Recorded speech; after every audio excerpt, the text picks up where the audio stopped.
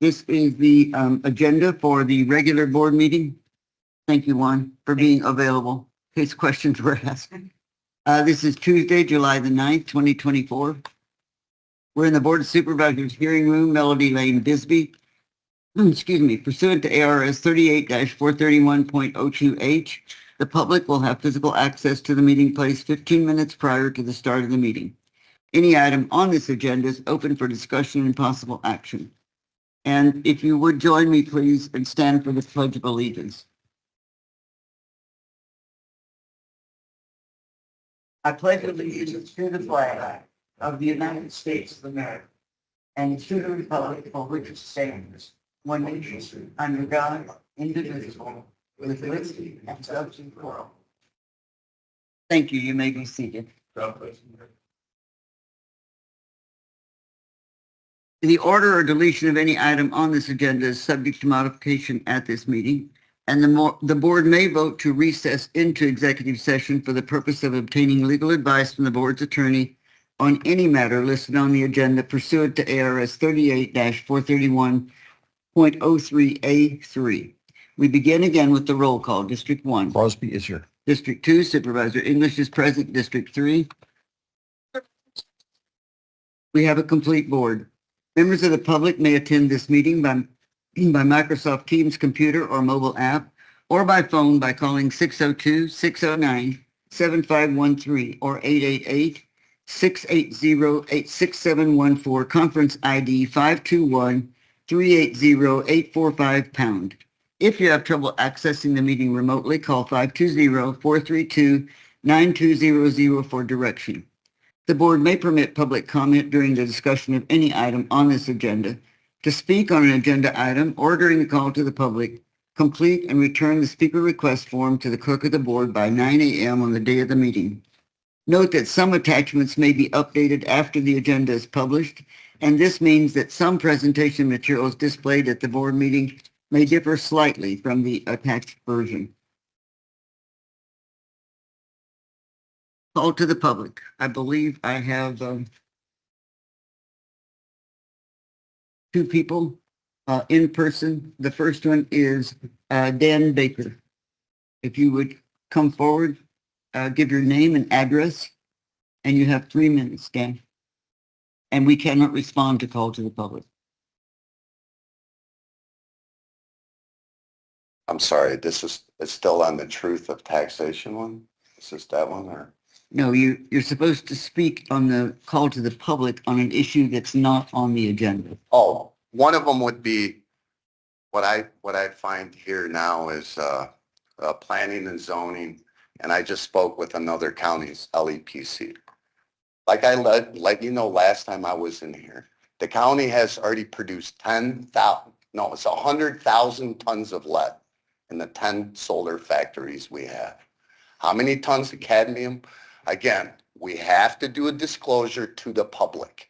If you all represent us, you would care about us, not some multi-corporation operating out of a hotel room like I found.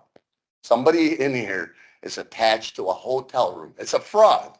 I'm seeing scam and fraud left and right. Just like that last thing you just pushed through. There is not 2 newspaper articles. That's a null and void vote you just did. I don't know if you all read the rules, what you're supposed to follow. But again, you're supposed to represent us. I'm not seeing it anymore. You just want to raise our taxes as multinationals are stealing my property. But nobody here cares, do they?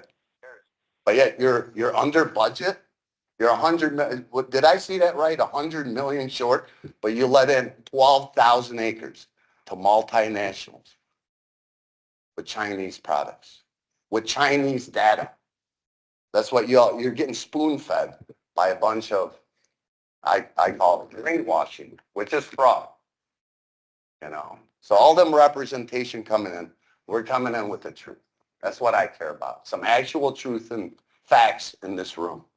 Then we can make a sensible decision. We care about sense anymore. Thank you. The next person is Allison Morris, and I believe she's on Teams. Is Allison there? Yes, can you hear me okay? Yes, go ahead. Okay. Good morning. My name is Allison Morse. I am from Portal, a registered voter, and I appreciate this opportunity to speak today. Cochise County voters have some concerns regarding our elections. Almost 2 years ago, Supervisors Crosby and Peggy Judd attempted to carry out several unlawful schemes that drastically disrupted our elections and delayed the certification of our votes. Because of their actions, they are both now under felony indictment for conspiracy and interference with an election officer. Against all good judgment, Crosby and Judd insisted on hand counting our ballots. They sued our former elections director for doing her job, and they willfully disregarded their statutory duty to certify our election results. Direct and indirect expenses from all of this nonsense have cost taxpayers well over $1 million, including, but not limited to, steep legal fees and the loss of experienced, highly qualified election workers. We've had 5 election directors in just over a year, and the entire department has suffered needless upheavals and staff shortages. Is this what you call cleaning up government, Supervisor Crosby? Cochise County voters want to be reassured that our elections will not suffer any more disruptions or setbacks. We want to be able to count on you, Supervisor Crosby, to do the right thing and accept the results of our lawfully executed elections, regardless of the outcome. Are you prepared to do that? You've made 2 unsuccessful attempts to decertify the election results of Maricopa County. Can you assure us that you won't be filing similar lawsuits in Cochise County? We, the citizens of Cochise County, want you to uphold the law and follow proper election procedures. We also ask that you respect those whose job it is to enforce these, whether it be the county attorney, the Secretary of State, or the Attorney General. Are you able to commit to that, Supervisor Crosby? Are you willing to take full responsibility for your actions and accept the consequences from open meeting law violations to felony indictments? We, the people, want lawfulness, not recklessness, fiscal responsibility, not waste, and order, not chaos. Thank you. Okay, I believe that's all this. I'd like to respond to that. And I respond to Ms. Morse with, this is all public records, Madam Morse. And I'm just reading out of the November 18th, 2022 minutes of the supervisors meeting. And it says, Supervisor Crosby restated the motion as follows. Table accepting the election results until Monday, the 28th of November at 10 a.m.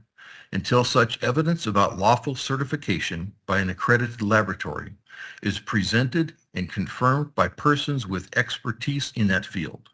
Vice Chairman Judd seconded the motion. The vote was called and it was approved 2-1. So Madam English changed the agenda item from what I stated it was going to be on the 18th of November. And I said at the 28th meeting, this meeting agenda should have provided for interaction between subject matter experts on voting machines and representatives of the Secretary of State's office. So it wasn't me that changed the agenda item, Madam Morse. It was our beloved chairperson, Mrs. English. So take a look at the public record. Thank you. That concludes my comments. Thank you. We have a public hearing on item number 13. Could I have a motion, please? Oh, the consent agenda. I'm sorry. It was so long. Items 1 through 12. Consent agenda. Okay, I move we accept consent agenda items 1 through 3 and 5 through 12 and save item 4 for separate discussion.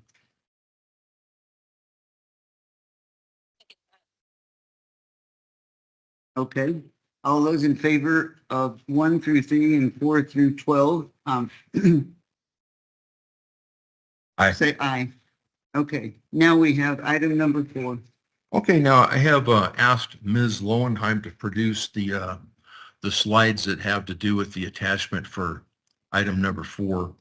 And I hope that I won't take too much time here. You'll need to have a motion on the floor before we can go into Okay, any thanks very discussion. much. That's fine. Approve annual update to County Policy 1604, Public Safety Personnel Retirement System, PSPRS, and Corrections Officer Retirement Plan, Corp.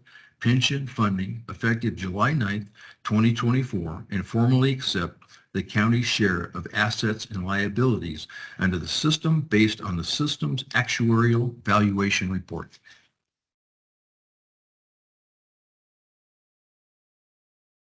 Okay, I have a motion and a second. Now, go ahead with. Okay.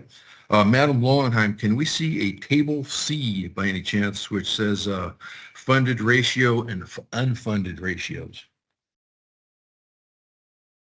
And just while she's looking for that, I will comment that the unfunded really means taxpayer funded. And therefore, the so-called markup policy on page 2.4 is superfluous. And so that, in my opinion, should be removed. So on B, if we can find B, what does fully funded mean? What does fully funded mean? If we're talking about taxpayer funding and we're talking about the system funding the same bottom line, then that's what we're talking about, fully funding, both the taxpayers funding it and the system funding itself. So just a note there. So let's see, consistent funding ratio goal, 100% fully funded for a period of 30 years. So that's what I'm talking about. When it says fully funded, what does that mean? Because up above there, we're talking about a funding ratio, and we can see which table is that, Ms. Lowenheim, above that? This is PSPRS, which I'm happy to say are going in a good direction, which are funding ratio going up and our unfunded actuarial liability going down somewhat. If we could take a look at the corp table that looks like that.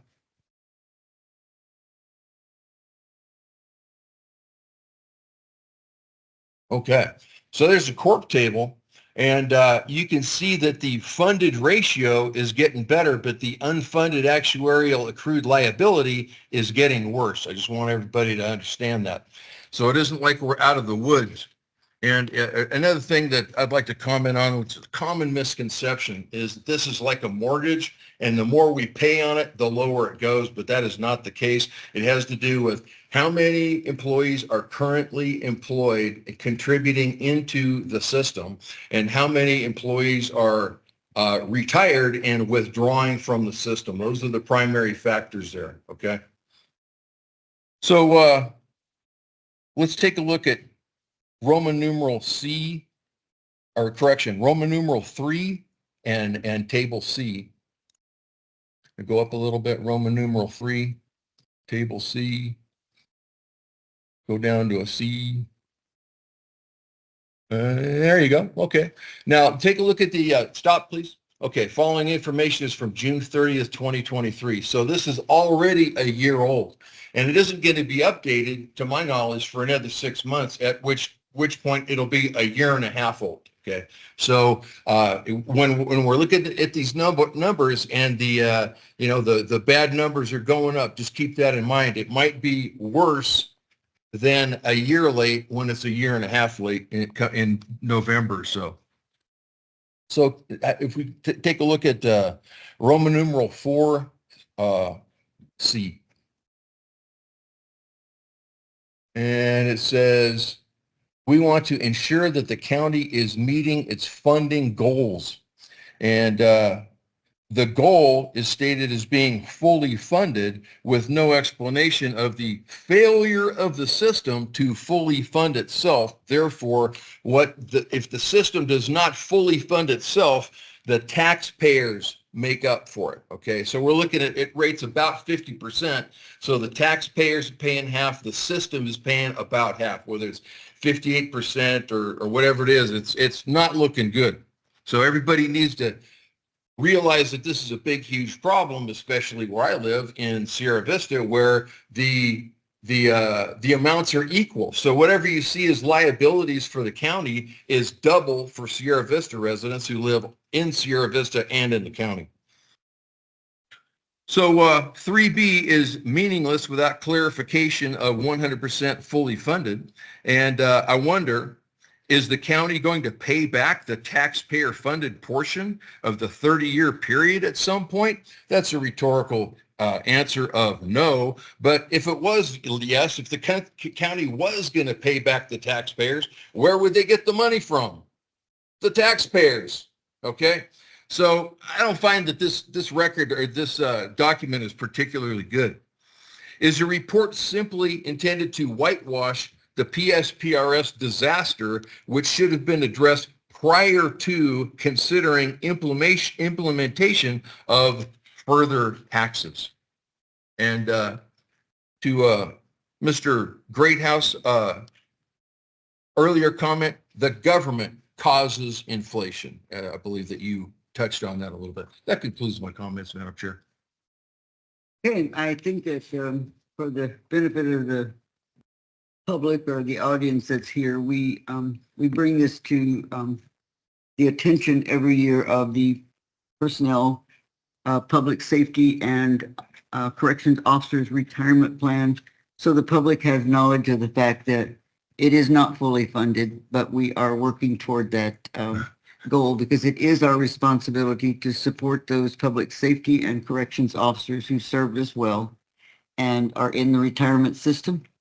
So we will continue to fund as we can and make sure that their checks are there. So Madam Chair, if I may. we have a motion and a second. In the interest of the public knowing about this would be better if it was not presented on the consent agenda, and that's why I took it off. I'm sure you'd agree.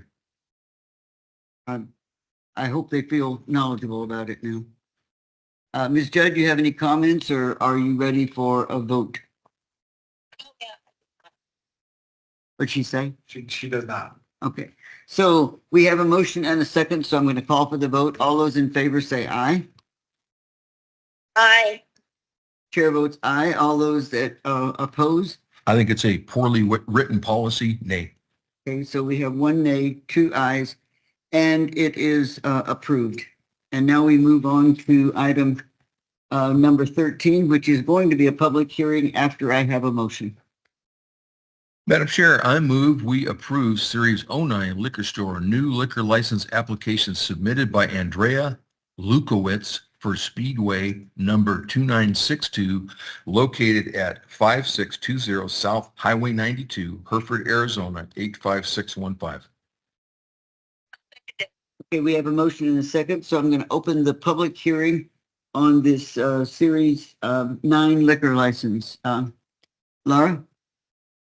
Madam Chair, members of the board, this item is for a new Series 9 liquor license for the Speedway located at 5620 South Highway 92 in Hereford. This application has been reviewed and recommended for approval by the appropriate departments. Property taxes for the parcel are current. The notice and application were posted as required by state law and no formal protests were received. The applicant has paid the $100 processing fee and board staff is recommending approval. I do not have any requests for public to speak. If this is a public hearing, so I will ask one more time if there's anyone who wishes to speak either for or against this liquor license. Hearing none, then I'll close the public hearing. We do have a motion on the floor, so all those in favor say aye. Aye. Aye. Chair votes aye, and it's unanimous and approved. So we now move to item number 14, which is an action item. Could I have a motion, please? Madam Chair, I move we approve appointment of Ms. Laura Lowenheim as Clerk of the Board of Supervisors effective July 22nd, 2024. Okay, so we have This is a second. We need a second at this point. we have a motion and a second. Is there any discussion? I only want to say that she seems to have develop the skills that we feel are necessary to serve as our clerk of the board. And so we're going to welcome her as our new clerk of the board after July the 22nd. So Having said that, any further comments?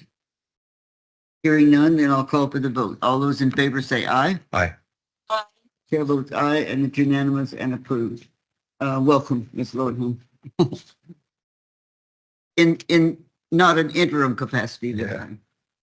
Item number 15, could I have a motion, please? Madam Chair, I move we approve grant award 693 JJ3 244 037 from the Federal Highway Administration, FHWA, in the amount of $500,000 for the placement of 7 electric vehicle charging stations in Cochise County, and with a local cash match of $125,000 effective June 13th, 2024 through June 30th, 2026.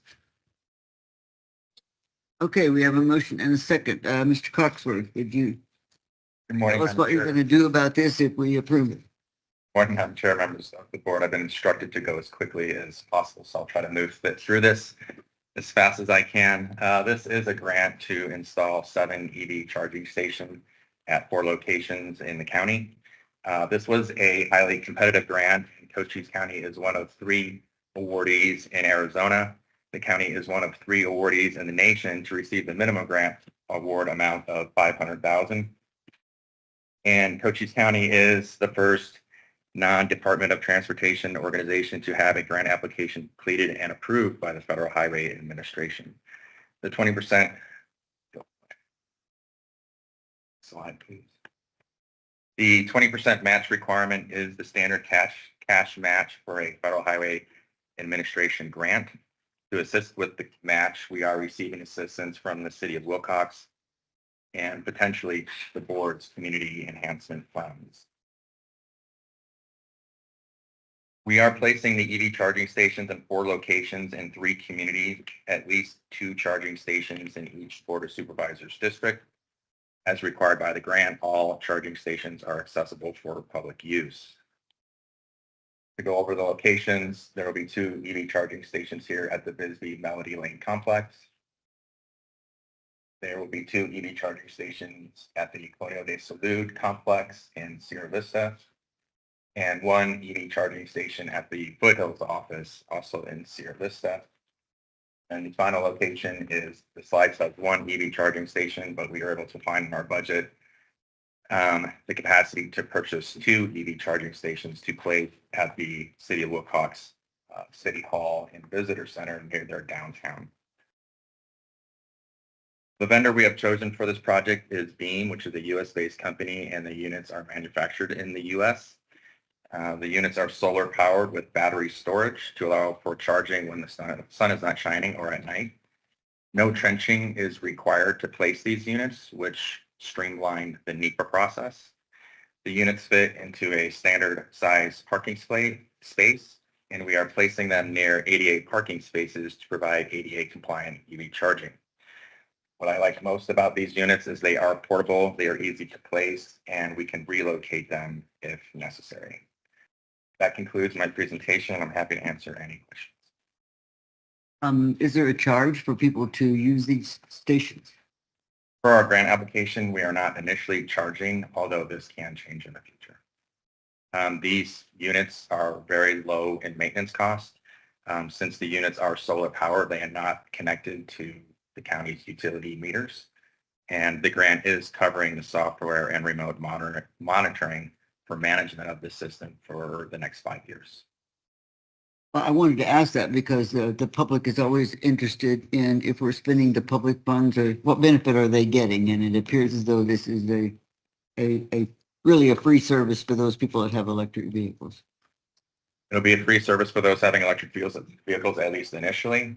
I anticipate, because we're replacing these, that they will be also used by county employees that also drive EV charging stations. Do you have any comments? You happen to know the lifespan of the solar panels? Typically, solar panels lifespan is at least 30 years. So I would say between 25 and 30 years. If the panels quit for some reason, besides lifespan, is there another option to make them energize electric vehicles? We could connect these to utility if we needed to, which would require some trenching. We do have a 1-year warranty on these units. So if they do fail, which typically if there's something faulty, things fail within the first year, we can have those solar panels replaced. But once they do start to decrease in their ability to recharge the batteries, 25 to 30 years, the solar panels will more likely need to be replaced. By then, we will more than likely have recharging to use the system in order to for cost recovery and maintenance of the system. Thanks, sir. Thank you. Any comments, Ms. Judd? Thank you. I think this is simply a recognition of the fact that there are some electric vehicles out there. Perhaps it won't be developed into the industry that they mentioned to us in the beginning that it was going to, but there's still significant numbers of them out there. And we've been told by the tourist people in the county that people from around the state that wish to come here feel that there is not enough electric charging stations for them to feel comfortable on the road to come down if they have electric vehicles. So I think it's going to serve a purpose. And the 20% match seems as though that would be helping our public. So if there's no other comments, we do have a motion and a second on the floor. I would have the comment, which is that if it's free, it's redistributive. That concludes my comments. Okay. All those in favor say aye to approve the acceptance of the grant. Chair votes aye. All those that disapprove accepting the grant. Nay. We have 2 for, 1 against, and it is approved. So we will accept the grant award from the Federal Highways Administration. Next, item number 16. Could I have a motion, please? Madam Chair, I move we approve agreement with Cobra Professionals, Inc., CPI, to continue flexible spending account services as an optional employee benefit effective August 1st, 2024. Okay, I have a motion and a second. So, Ms. Graham. Thank you, Madam Chair. Good morning to you and members of the board. For your consideration today is the approval of an agreement with Cobra Professionals, Inc., or CPI, to provide the county with flexible spending account, or as it's also known as FSA, options for our employees to select as a benefit. Since July of 2003, Shapely has been the vendor that has provided this service, and they've recently transitioned into a partnership with CPI, requiring an agreement be signed. There are no changes whatsoever in the costs associated with this. The employee bears the majority of the cost. We pay $12 monthly as a fee to send them the employees' funds. And so I'd be happy to answer any questions that I may in regards to this request. Do you happen to know how many of our employees take advantage of this? I apologize. I do not have that number off the top of my head, Madam Chair. Forgive me. It is an optional employee benefit, so That all is employees correct. do not For take employees advantage that of it. The exclusive provider organization or the exclusive provider organization buyout. Any comments? Yes, Tom? Yep, even though I deny it, I turned 65 here recently, and I saw this abbreviation COBRA when I'm signing up for Social Security. So I'm not really sure what it is. Is it healthcare? It is a continuation of healthcare benefits. Okay. Does it have anything to do with Social Security? It does not. It's simply the name that they selected for the organization. Okay, thank you. Any comments, Ms. Judd? No, thank you. Okay. Hearing no comments, we do have a motion and a second on the floor. All those in favor say aye. Aye.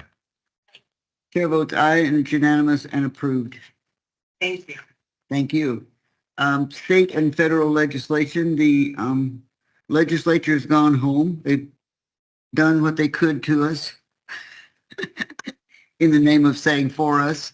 I have no comments, being the representative for the state.